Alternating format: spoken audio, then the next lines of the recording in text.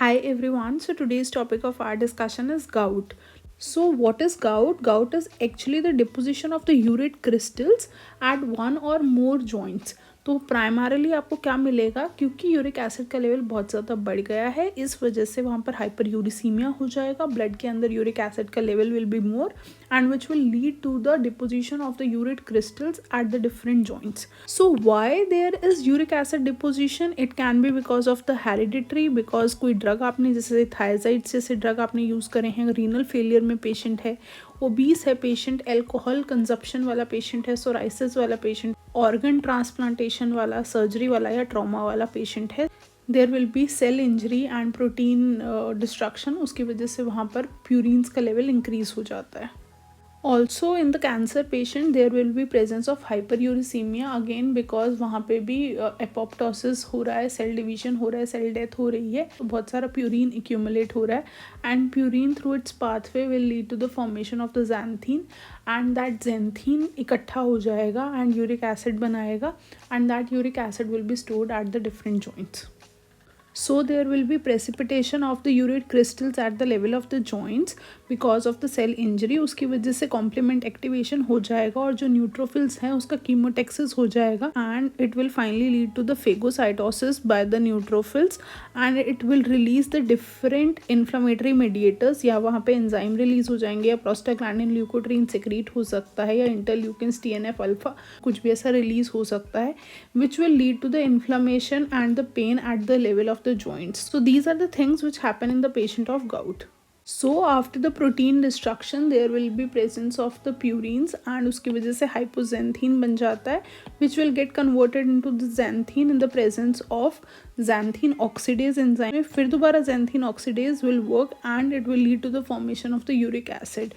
This uric acid is either stored at the level of the joints and leads to the inflammation or this can even go to the kidney and renal excretion हो सकता है and its final terminating point is allantoin. Uric acid finally gets converted into the allantoin through the presence of the uricase enzyme, but we lack uricase enzyme. Only the uricase enzyme is present in the birds, so this allantoin is formed, which is a non-toxic product. Now let's see what are the different signs and symptoms which we see in the patients of acute gout. Acute gout वाला patient आपको कैसे present करेगा? With inflammation, lot of inflammation, lot of pain. Mostly उसको यहाँ पे pen और inflammation देखने को मिलेगा. आप mostly the first sign at the level of the bigger toe, तो जो बिग टो होता है हमारा which is the first metatarsophalangeal joint, this is a question which is usually asked, जिसको हम पोडाग्रा भी बोलते हैं. तो bigger toe is known as podagra and इसके लेवल पे अगर आपको pain, inflammation, redness, swelling, tenderness ये सब कुछ मिल रहा है, so this is the first sign which is seen in the patients of the gout, which is because of the accumulation of the uric acid. Then it can also affects the knees, wrist, elbow and rarely it also affects the hip. So usually the signs are seen more at the level of the lower limbs than at the level of the upper limbs. So for diagnosis of the patient of gout, what you do, आप uric acid के levels कराएंगे which will be high and आप history लेते हैं patient का, physical examination करोगे, x-ray examination करोगे. So let's move over to the drugs which are given for the patients of gout. As we know, gout is of two types. acute gout होता है, chronic gout होता है. acute gout is on the sudden onset, आपको randomly nocturnal pain, inflammation होगा, redness होगा, जो भी हम समझ के आ रहे हैं, that will be the acute gout. उसमें हमारा target क्या रहता है? We need to decrease the pain and the inflammation of the patient. It is not to treat or remove the uric acid initially. It is mainly to treat the pain and the inflammation. So how you can remember the treatment of the acute gout? It is through NCC. So NCC वाले cadets होते हैं जो हमारे, so NCC will be the treatment. NSAIDs दे सकते हैं, colchicine दे सकते हैं and corticosteroids दे सकते हैं. So these are the bare minimum things you should be knowing. ठीक है. So let's first understand about the acute gout treatment, then we'll move over to the chronic gout. ठीक है. In acute gout first we are giving NSAIDs. तो NCC के अंदर first is NSAIDs. तो NSAIDs are the drug which are the first line treatment to be started in the patient of acute gout and you can include any of the NSAIDs, specially जो prefer किया जाता है that is endomethacin.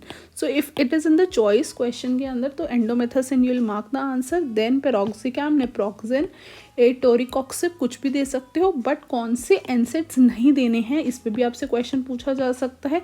तो aspirin नहीं देना होता और paracetamol नहीं दे सकते। Why aspirin is avoided? Because it itself causes the uric acid retention. And why paracetamol is not given? क्योंकि पैरासीटामोल के पास कोई एंटी इन्फ्लामेटरी एक्शन है ही नहीं। So it is just an antipyretic जो बुखार को ठीक करने में काम आता है। तो इसके पास इन्फ्लामेशन का एक्शन ही नहीं है, और हमारा यहाँ पर पर्पस क्या है? पेन और इन्फ्लामेशन को कम करना। So this will not be suitable. So both of these NSAIDs are not preferred. Rest all NSAIDs can be given, preferably indomethacin you should start. And NSAIDs are not only started in the acute gout patients, they are also given in the patients of chronic gout initially. ठीक है। Now let's move to the second drug NCC के अंदर, which is the colchicine. This is an alkaloid from the colchicum ऑटेनेल। ठीक है। इसका mechanism of action क्या है? It shows a unique mechanism of action. So आपको ये पता होना चाहिए और आपको ये याद रखना है। क्या ये करेगा? It inhibits the neutrophil migration to the urate crystal sites. तो जो न्यूट्रोफिल्स का माइग्रेशन हो रहा था, मतलब जो कीमोटेक्सिस हो रही थी, उसको ये रोकने का काम करता है। सो आपको वहाँ पे यूरेट क्रिस्टल्स का डिपोजिशन रोकेगा एंड न्यूट्रोफिल्स का माइग्रेशन रोकेगा। And finally it will also inhibit the release of the inflammatory mediators. तो जितने भी हमने ऊपर इन्फ्लेमेटरी मीडिएटर्स पढ़े थे, interleukin, prostaglandins, those were getting secreted, but in the presence of the colchicine वो वाले सारे सिम्टम्स बंद हो जाएंगे, which will finally lead to no inflammation and the pain relief to the patient. So colchicine is given orally to the patient, but the important thing which you need to remember is it shows a low therapeutic margin. So usually it is not preferred, not a very good drug.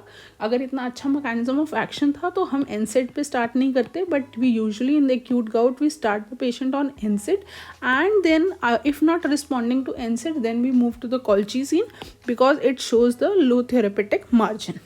As we know हम कहाँ use करने वाले हैं? Acute gout में use करने वाले हैं। ADRs पे आपको क्वेश्चन आ जाता है। तो ADRs क्या देखने को मिलते हैं? GIT के साइड इफ़ेक्ट्स देखने को मिल सकते हैं, which are the dose limiting side effects which are seen with the colchicine. आपको nausea, vomiting, diarrhoea, abdominal pain, ये सारा कुछ देखने को मिलेगा। And even bone marrow suppression या डिप्रेशन भी आपको देखने को मिल सकता है with colchicine. So now the next drug in the category is NCC। Acute gout के अंदर हमारे पास अगला ड्रग है कॉर्टिकोस्टेरॉइड। सो कॉर्टिकोस्टेरॉइड भी हमें पता है पेन और इन्फ्लेमेशन कम करने के काम आते हैं। ये यूजुअली तब दिए जाते हैं जब NSAIDs या कॉल्चिसिन से पेशेंट बहुत अच्छे से रिस्पॉन्ड ना कर रहा हो, तब you add corticosteroids to the patient and they are usually given intra-articular। तो आप इसका इंजेक्शन दे सकते हैं, आप ओरली भी दे सकते हैं, जैसे प्रेडनिसोलोन या प्रेडनिसोन आप ओरली दे सकते हैं, या इंट्रा-आर्टिकुलर इंजेक्शन दे सकते हैं आप डिपोमेड्रोल का। So let's move over to the chronic gout. Now in the patients of the chronic gout, what you'll see, क्योंकि हम बोल रहे हैं chronic है, acute means sudden हो रहा था उसको और बहुत ज़्यादा पेन हो रहा था, स्टिफनेस था। यहाँ पर आपको पेशेंट को क्या दिखेगा? These will be the chronic patients जिनके अंदर यूरिक एसिड का डिपोजिशन हुआ है। So there will be persistence of stiffness and pain, but there will be presence of tophi. तो यहाँ पे टॉफाई फॉर्मेशंस होने लग जाएंगी, तो टॉफेशियस ग्रोथ्स आपको मिलने लग जाएंगी and there will be urolithiasis हो जाएगा। And finally it can lead to the disabilities and deformities in the patient. तो अगर ये आप ठीक नहीं करते हैं तो patient will land into disabilities and deformities. So now understand what are the drugs given for the patient of chronic gout. अब देखो, in acute gout our whole purpose was to decrease the pain and inflammation. For the chronic gout patients, the pain and inflammation is not the major problem, but we rather want to reduce the levels of the uric acid. कि इतना ज़्यादा uric acid accumulation हो रहा है और उससे deformity हो रही है, तो हम उस यूरिक एसिड के लेवल्स को कम करना चाहते हैं। So what we want is the different agents. तो now we have different agents which are uricose, uric agent होते हैं, xanthine ऑक्सीडेज इनहिबिटर्स होते हैं एंड यूरिकेज एनालॉग्स होते हैं। सो let's understand the drugs through the mechanism of action. हमने क्या बोला? हाइपोजेंथीन होता है, xanthine होता है एंड यूरिक एसिड बनता है इन the presence of xanthine oxidase. अगर मैं ये xanthine ऑक्सीडेज जो एंजाइम है इसको मैं ब्लॉक कर दूँ तो मेरे पास ये xanthine नहीं बनेगा और xanthine से फाइनली यूरिक एसिड नहीं बनेगा। So one pathway is xanthine oxidase inhibition.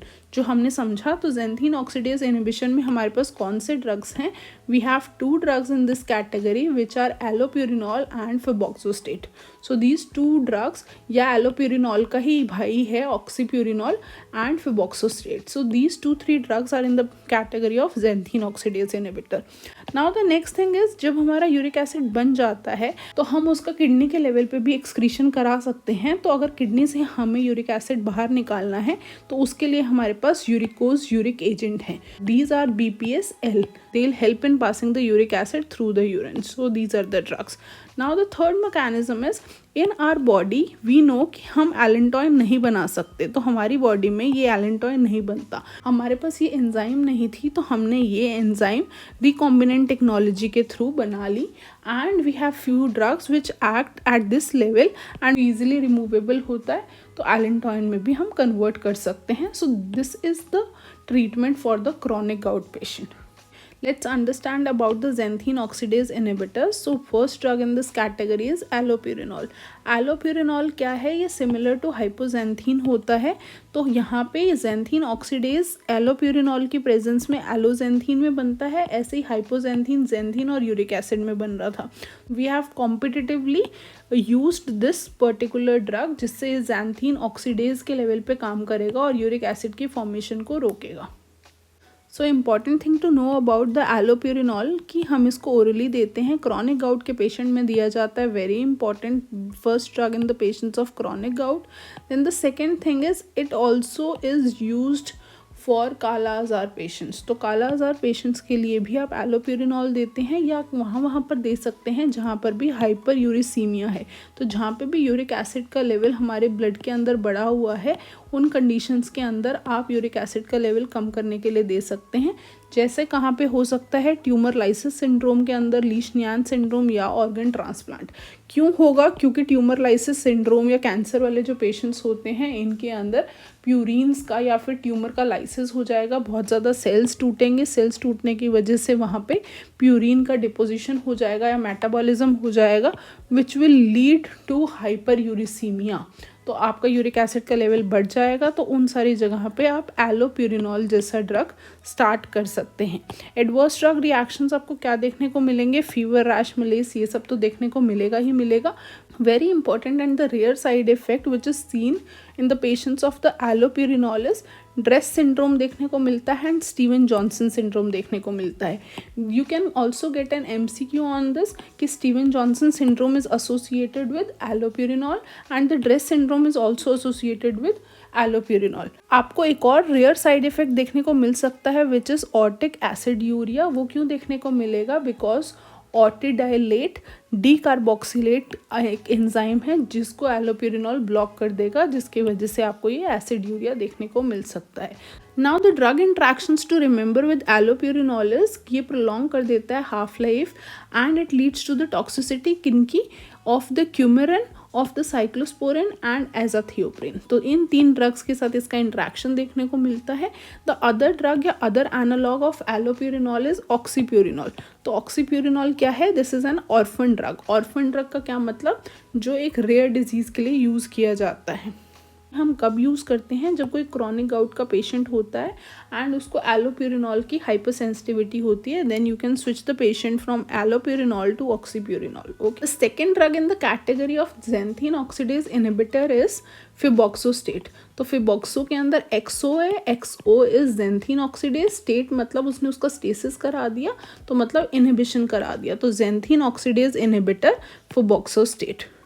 Again chronic gout का ही ड्रग है. फर्स्ट एलोप्यूरिनॉल प्रेफर करना है. अगर नहीं काम कर रहा तो फिबॉक्सोस्टेट पे आ जाओ. बट ये किन के अंदर प्रेफर किया जाता है? जिनको भी रीनल इंसफिशियंसी होती है.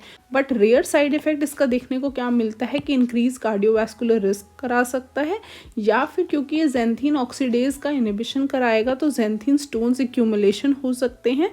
And sometimes this is very rare कि कोई एक फिबॉक्सोस्टेट जो यूरिक एसिड की डिजीज़ को ठीक कर रहा है वो खुद ही एक्यूट गाउट कराने का पोटेंशियल रखता है.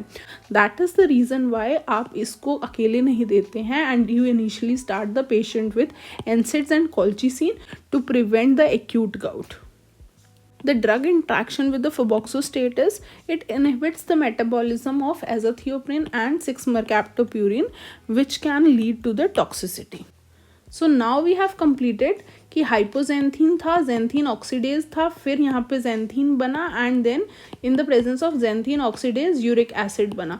Now this uric acid is formed. अब इसको हमें किडनी के थ्रू बाहर निकालना है. तो किडनी के थ्रू बाहर निकालने वाले ड्रग्स को अपन बोलते हैं यूरिकोज यूरिक एजेंट्स. तो uricosuric agents are 4 agents which you have to importantly remember, which is BPS Khanpur. This is the mnemonic. BPS college है, गवर्नमेंट कॉलेज ऑफ गर्ल्स, जो खानपुर हरियाणा के अंदर है, और वो गर्ल्स का कॉलेज है, तो लेडीज का कॉलेज. तो आप benzbromarone is the first drug, probenecid is the second drug, sulfinpyrazone is the third drug. तो BPS. So these 3 are the very very important drugs. And इसमें एक नया ड्रग ऐड हुआ है विच इज लेसिन्यूरैड. तो लेसिन्यूरैड के बारे में हम आगे बात करेंगे, but all these drugs are the uricosuric agents. The important thing is first you start the patient on allopurinol. जैसे हमने बात करी थी कि NSAIDs are the first drug to be started in the patient of acute gout. तो अगर chronic gout का patient है तो सबसे पहले आप उसे एलोप्यूरिनॉल या जेंथीन ऑक्सीडेज देते हैं. If they don't respond to that then you switch the patient to the uricose uric agent. तो आप इसको मोनोथेरेपी या एड ऑन थेरेपी की तरह ही दे सकते हैं, but usually preferred as add on therapy to the xanthine oxidase inhibitors. As this is a uricose uric agent, तो ये यूरिक एसिड को निकालने का काम करता है eight the level of the kidney. तो जो किडनी के लेवल पे आपके स्टोन्स एक्यूमुलेशन हो सकते हैं, तो it can lead to the side effect of the urate stones formation. And again दोबारा से फेबुक्सोस्टेट वाला ही साइड इफेक्ट इसमें देखने को मिल सकता है कि it can lead to the precipitation of the acute gout. So let's understand the mechanism through which जो BPS वाले सारे ड्रग हैं वो काम करेंगे. लेट्स अंडरस्टैंड अबाउट द प्रोबेनिसिड. यूजुअली हमारी किडनी से यूरिक एसिड का रीएब्जॉर्प्शन हो रहा था by the active transport which is inhibited by the probenecid. हम अब यूरिक एसिड का रीएब्जॉर्प्शन नहीं चाहते बल्कि एक्सक्रीशन चाहते हैं, because we have excess of it. So हमको ब्लड में से लेवल कम करना है, तो हम एक्सक्रीट करवाएंगे through the urine which will show it's uricose uric action. Initially हमारे पास जो ग्लोमेरुलर फिल्ट्रेशन हो रही थी उसके थ्रू यहाँ पे हमारे पास एक ट्रांसपोर्टर होता है which is the urate transporter. तो यूरेट 1 ट्रांसपोर्टर के थ्रू रीएब्जॉर्प्शन हो जाता था यूरिक एसिड का 95%. But now in the case of the uricose uric agent, जितने भी ये BPS या फिर ये लेसिन्यूरैड वाले जो ड्रग हैं which are the newer drugs, ये सारे इस ट्रांसपोर्टर को इनहिबिट कर देते हैं. So once this transporter get inhibited, so it will not reabsorb uric acid and that uric acid will pass and it will get excreted. So this is the basic mechanism of action, how all these drugs BPS ladies work, right? Now understand the uses of probenecid. chronic gout के अंदर देना है. दूसरा किसके लिए दिया जाता है, आपसे एक रीजनिंग में क्वेश्चन पूछ लिया जाता है एक्सप्लेन वाई में कि Y probenecid prolongs the action of penicillin and cephalosporins. So it will act competitively and inhibits the tubular secretion. and उसकी वजह से क्या होगा कि excretion नहीं हो पाएगा पेनिसिलिन का, and probenecid will act as uricose uric agent, और वो पहले निकल जाएगा, जिसकी वजह से पेनिसिलिन ज़्यादा देर तक ब्लड के अंदर रहेगा and more blood level will be achieved. This is how it prolongs the action of the penicillin. Now the probenecid has the different areas like GIT upset करा सकता है, skin rashes करा सकता है, hemolytic anemias भी precipitate कर सकता है, especially in the presence of the G6PD deficiency. Now the final category of the chronic gout वाला patient is uricase analogs. तो एज वी हैव लर्न, हमने जेंथीन ऑक्सीडेज का इनहिबिशन करा दिया, हमने किडनी के लेवल पे हमने यूरिकोज यूरिक एजेंट दे दिए, and the final alternative we are left with the uricase analogue. तो uricase analogue are the drugs जो हमने रिकॉम्बिनेंटली बनाए हैं, सिंथेटिकली डेराइव करे हैं. So these 2 drugs are the rasburicase and pegloticase. तो आपको ये 2 ड्रग्स के नाम याद रखने हैं. यूरिकेज इनके एंड में आ रहा है. Rasburicase is the recombinant urate oxidase. तो ये कैसे प्रोड्यूस करा हमने, it is genetically modified from Saccharomyces cerevisiae. और ये किन पेशेंट्स के अंदर हम प्रेफर करते हैं यूरिकेज एनालॉग्स वाले, ट्यूमर के पेशेंट्स के अंदर, जो पीडियाट्रिक या चिल्ड्रन होते हैं with the patients who are having tumour, lymphomas या फिर ल्यूकीमियाज, वहाँ पर आप इनको प्रेफर कर सकते हो. It will help prevention of the tumour lysis syndrome. And इसके फिर दोबारा से क्या साइड इफेक्ट देखने को मिलेंगे, GIT side effect, nausea vomiting वाले साइड इफेक्ट देखने को मिलेंगे। The other drug in this category of the uricase is pegloticase. Pegloticase आगे जहाँ पे भी ड्रग के नाम के आगे पेग आता है तो that is the pegylated form, मतलब वो लॉन्गर एक्टिंग फॉर्म होती है। तो we have made it a longer acting, so this is a pegylated porcine, जो आप कहाँ से डेराइव कर रहे हो, from the Aspergillus flavus and the Candida. तो आपने यहाँ से ये डेराइव करा है। So these are the ase वाला ड्रग्स। तो एंड में अगर एज है तो means they have a larger molecular weight, तो larger molecular weight so they are given IV। तो इसको हम पेग्लोटिकेज या रास्ब्यूरिकेज को IV देते हैं। Usually they are given once in 2 weeks. So this is about the uricase analogs which you should be knowing. Now the other drugs which also shows additional property which can be given in the patients of gout. तो losartan नाम का एक drug है which is the sartans which is and ARB, angiotensin receptor blocker होता है। It has an additional property of uricosuric action, means any patient with hypertension. आप BP वाले patient के अंदर अगर गाउट भी है, हाइपरटेंशन प्लस गाउट का पेशेंट है, then you can prefer losartan drug, या फिर फिनोफिब्रेट आप प्रेफर कर सकते हो। भी आपको कोलेस्ट्रॉल का लेवल मेंटेन करवाना है, ट्राइग्लिसराइड्स का लेवल मेंटेन कराना है, वहाँ पर आप एडिशनल ये वाला ड्रग ऐड कर सकते हो जिनको भी गाउट हो साथ में। क्यों? क्योंकि ये लोअर करता है लेवल किसका, यूरेट का। एंड ऐसे जो newer drug in the category आया विच वॉज द लेसिन्यूरैड, जो हमने पढ़ा, which was a selective inhibitor at the level of the urate transporter. तो आप इसको किसके साथ देते हैं? अच्छा, this lesinurad is not given alone, so it is given adjuvant to या in combination with the xanthine oxidase inhibitor. अगर आपसे कोई पूछ लेता है newer category of the map बता दो, दैट इज कैनाकिनुमैब। तो canakinumab is the newer category of the monoclonal antibody approved for the gout patients. So if we talk about the non pharmacological treatment, आपको immobilization of the joint करना है, ice packs use करने हैं। अगर आपको dietary modification करनी है, you have to stop alcohol, आपको कार्बोहाइड्रेट्स लेस कंज्यूम करने हैं, प्रोटीन लेस कंज्यूम करना है, आपका जो डाइटरी प्रोटीन है उसका लेवल कम करना पड़ेगा, जो कि मीट, सी फूड या यीस्ट के अंदर देखने को मिल सकता है। So all these are the different lifestyle modifications और the changes you need to ask the patients for the gout. So yeah, this is all for today's video. Thank you so much. Please like, share and subscribe to the Drug Doctor channel. You can also follow me on the Instagram on the handle of Drug Doctor Pharmacology. Thank you so much.